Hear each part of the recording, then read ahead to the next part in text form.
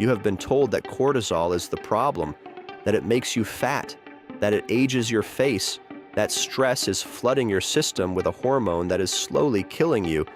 That is not exactly wrong, but it is missing something critical, and that missing piece explains why millions of people who do everything right, they sleep 8 hours, they exercise, they meditate, still feel exhausted in the morning, still feel wired at midnight, still cannot lose weight around the middle, still cannot focus.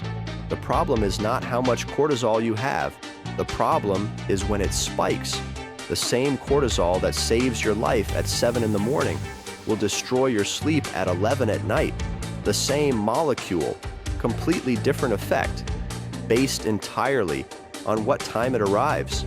This is the cortisol timing problem, and right now, based on the way most people live in 2025, your cortisol is almost certainly spiking at the wrong times. Here is exactly what is happening. Hour by hour, every morning, approximately 20 to 30 minutes before you open your eyes, something happens inside your adrenal glands that most people have never heard of. It is called the Cortisol Awakening Response, the CAR. Your brain, specifically the suprachiasmatic nucleus, your internal biological clock, detects that dawn is approaching, not from light, from internal timing signals that have been running continuously while you slept. It sends a signal to the hypothalamus. The hypothalamus sends a signal to the pituitary. The pituitary sends a signal to the adrenal glands. And the adrenal glands release a cortisol surge that is 50 to 100% above your baseline level, all within 30 minutes of waking. This is not a stress response. This is a biological alarm clock, the most powerful one your body has. The CAR is what wakes up your immune system. It mobilizes energy from your liver. It sharpens your prefrontal cortex so you can plan and make decisions. It activates your cardiovascular system. It sets the timing of every other hormone that will be released for the rest of the day. People with a robust CAR, a strong, sharp cortisol spike in the first 30 minutes after waking, have better working memory, better immune function, better emotional regulation throughout the day. The CAR is not your enemy. Let me show you what your cortisol is supposed to do for the entire day. Hour. And in most people living modern lives, it has been disrupted. 6 a.m. In a healthy circadian rhythm, the CAR begins before the alarm. Cortisol is rising. You wake up with it already peaking. Your body temperature is rising. Your heart rate is climbing. You open your eyes, and within a few minutes, not an hour later, you feel alert. Not through willpower, through biology, but here is what is happening for most people. The alarm goes off in darkness. The phone is checked immediately. News, messages, social media. The stress response is activated before the body has completed the CAR. The cortisol spike is replaced by a stress spike. And those are not the same thing. 8 a.m. Cortisol should still be elevated, but declining slowly. This is the window of peak cognitive performance. The brain is primed for focus, complex decision-making, creative problem-solving. This is the hour that should not be wasted on emails and administrative tasks. But for most people, this is exactly what happens. 12 p.m. cortisol is naturally declining toward its midday trough. This is when a brief rest, even 10 minutes of closed eyes, has an outsized restorative effect. The cortisol decline triggers a window of deep relaxation that primes the afternoon. Most people override this with caffeine. 3 p.m. There is a small secondary cortisol bump in the afternoon. Natural, gentle, designed to sustain alertness through early evening. People who go outside between 2 and 4 p.m. consistently show better cortisol rhythms than those who stay indoors. 6 p.m. Cortisol should be low. The body is preparing for the parasympathetic shift, the transition from action to recovery. Dinner should be the largest meal of the day here, because the digestive hormones that peak in the evening are designed to work when cortisol is low. 10 p.m. In a healthy rhythm, cortisol is at its lowest point of the 24-hour cycle.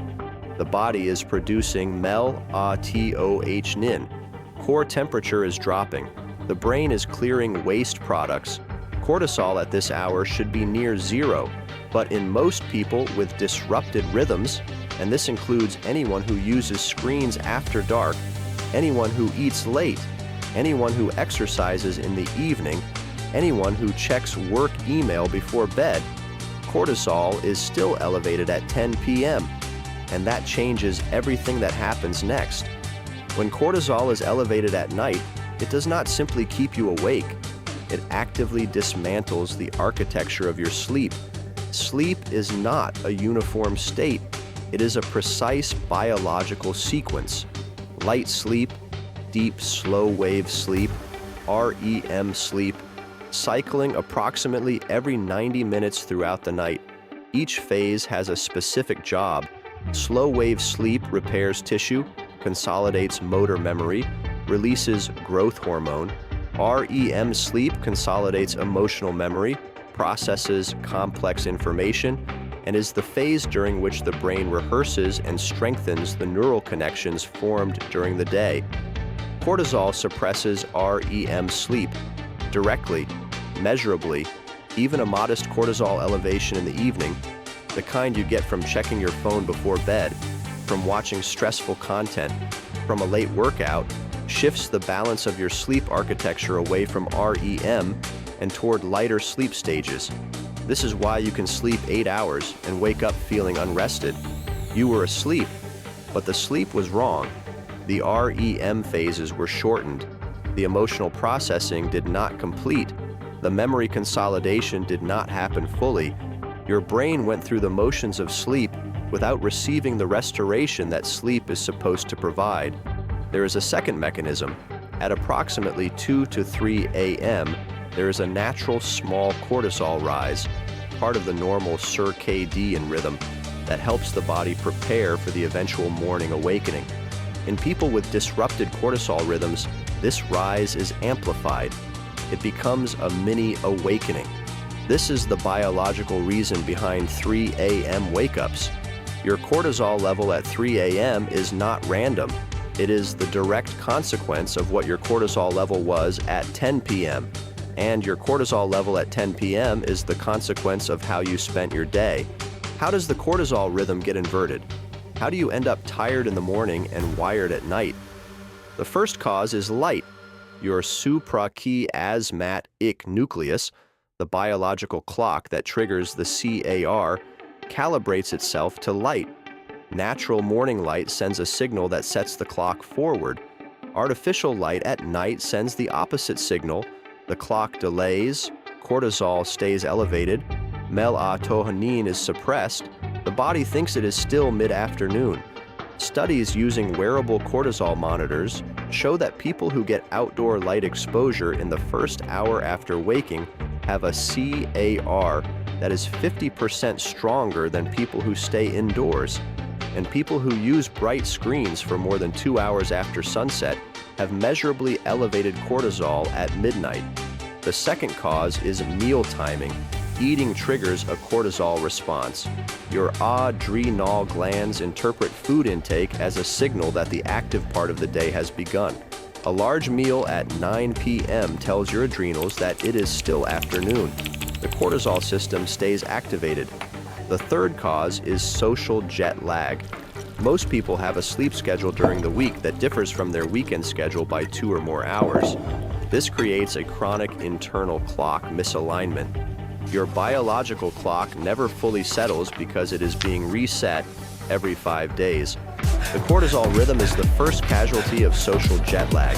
The fourth cause is the most ironic. Evening exercise. Exercise raises cortisol.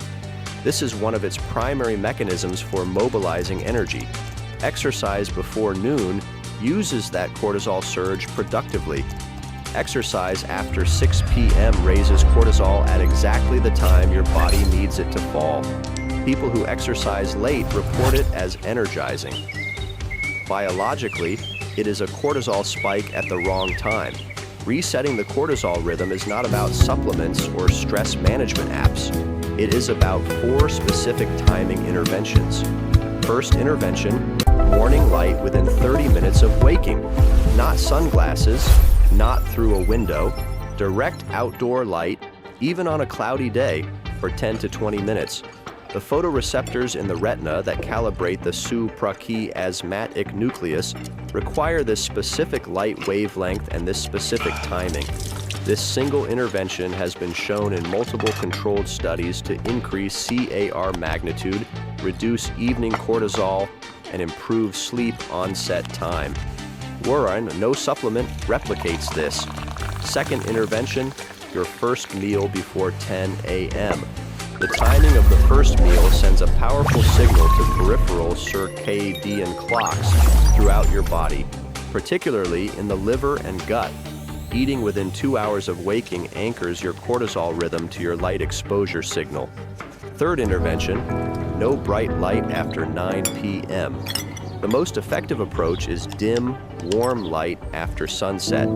Candles, incandescent bulbs, minimal phone use. This allows the natural cortisol decline to complete and melatonin to begin rising on schedule. Fourth intervention, your last meal before 7 p.m. The adrenal response to late evening food intake keeps cortisol elevated for 2 to 4 hours after eating. Finishing dinner by 7 p.m. allows cortisol to reach its natural nadir by 10 p.m. and allows the overnight fasting state that growth hormone release requires. Here is what cortisol actually is, stripped of the fear around it. Cortisol is a timing signal, the most important one your body produces. It does not exist to harm you. It exists to tell every cell in your body what time it is, and therefore, what that cell should be doing right now. When the signal arrives at the right time, it coordinates the most sophisticated biological orchestra imaginable. Your immune cells shift into action. Your brain sharpens. Your metabolism fires up. Your cardiovascular system rises to meet the day, all from a single molecule, arriving at precisely the right moment. When the signal arrives at the wrong time, it does not stop being a signal. It still tells your cells what time it is, but it tells them the wrong time.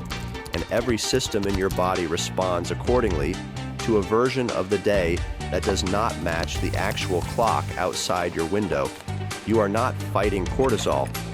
You are fighting the misalignment between your biological clock and the artificial environment you built around it. The screens, the late meals, the indoor mornings, the evening workouts change the timing, and the molecule does what it was always designed to do. If you want to understand what sugar specifically does to this cortisol rhythm and why removing it resets your adrenal function within days, that is exactly what we covered in the first episode of Body Signals. Watch it next. Subscribe to Body Signals. Every week, one mechanism explained from the inside out.